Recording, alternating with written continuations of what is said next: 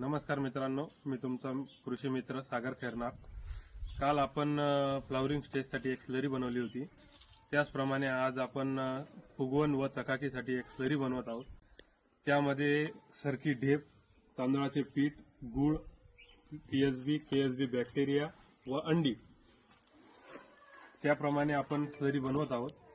उत्तम प्रतीचा protein source असणारी स्लरी व चकाकीसाठी एकदम बेस्ट असणारी स्लरी, नैसर्गिक उपाय वापरून काही ना काहीतरी करत राहावे।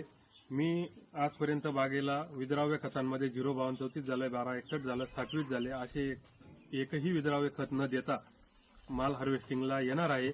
तशाच प्रमाणे मी तुम्हाला पुढच्या स्लरी पण दाखवत राहील, जेणेकरून आपल्या प्लॉटला विद्राव्य विषमुक्त शेती करायची। आपल्याला विद्राव्य खते वापरलीच गेली नाही पाहिजे, त्यामुळे आम्ही स्लरी बनवत आहोत।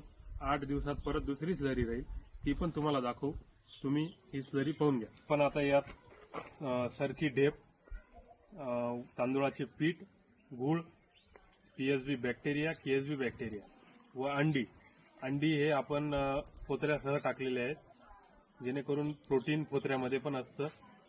व तुम्हाला हा डोस आम्ही 1400 ते 1500 झाडांसाठी बनवला आहे। तरी तुम्ही एका झाडासाठी 2 लिटर स्लरी वापरू शकता। 1 लिटर एका ड्रिपरला, 1 लिटर एका ड्रिपरला। प्लस ही स्लरी तयार करताना थंड हवेच्या ठिकाणी, जेणेकरून झाडाच्या सावलीखाली तयार झाली पाहिजे। त्यात आपण बॅक्टेरिया, जिवंत जीवाणूजन्य बॅक्टेरिया सोडलेले असतात, त्यांना हानी पोहोचू नये, उष्ण वातावरण तयार होऊ नये, यासाठी आपण सावलीमध्ये ठेवलेले आहे। तरी आम्ही जे इन्ग्रेडियंट टाकले ते तुम्हाला खाली डिस्क्रिप्शनमध्ये भेटून जातील, त्याप्रमाणे तुम्ही स्लरी तयार करू शकता। याच प्रकारे आम्ही 5 बॅरल तयार करत आहोत। 1, 2, 3, 4 आणि 5 या स्लरी सर्व एकत्र करून आम्ही 1-1 लिटरच्या मापाद्वारे आम्ही सोडणार आहोत। तरी तुम्ही सर्वांनी लक्ष देऊन व व्यवस्थितरित्या करा, जेणेकरून रोज सकाळ संध्याकाळ 2 वेळा अँटी क्लॉकवाईज आणि क्लॉकवाईज, म्हणजे उलट्या दिशेने, घड्याळाच्या दिशेने किंवा उलट्या दिशेने 2 वेळा मिक्स करत जायचं। जीवाणूजन्य जे बॅक्टेरिया आहेत त्यांचा काउंट वाढतो, संख्या वाढते आणि जमिनीत ते व्यवस्थित काम करतात। तर मित्रांनो, आपण या स्लरीमध्ये तांदूळाचे पीठ टाकलेले आहे।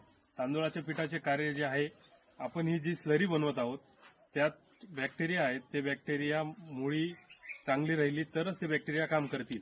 आपण फळासाठी, चकाकी, साईज व फळ पोषणासाठी जी स्लरी बनवत आहोत ना, त्यासाठी तांदूळाचे पीठ गरजेचं आहे। तांदूळाच्या पिठापासून पांढरी मुळी भरपूर प्रमाणात वाढ होईल। पांढरी मुळी तेवढी आपली स्लरी कामात येईल। तर धन्यवाद, आम्ही पुढचं तसं अपडेट देत राहू। ओके।